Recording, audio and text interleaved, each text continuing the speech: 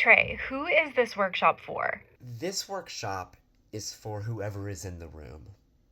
We have a good saying when we're in the Sam's room, writer's room, and that is whoever is in the room is how the story will be told. Whatever people bring to it is how we'll tell it. There are no limitations. There's basically just possibilities or different ways to tell it. But at the heart of that, I think that is what makes Sam's Room special, but also highlights the importance of adaptive theater. Exploring how to make adaptive theater not only work but thrive, and leaning into the importance of this connection between community, but this connection that we are all storytellers. We all tell our story our own way.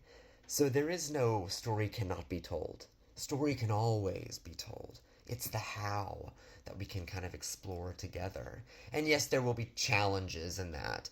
But again, those challenges aren't those really the answer?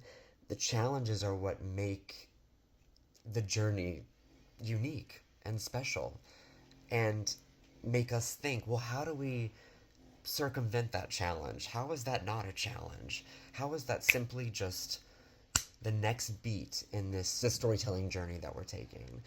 So I think that we've been really excited to come down here, and that Roswell's mission really aligns with our own, that we want to allow a space to explore Sam's Room and how it can function within this particular community, but many communities, uh, all communities. How can people take a piece of theater and let it mold to the story that they're telling, and realize that whoever comes into the room and whatever they bring is correct. It's exactly what should be there.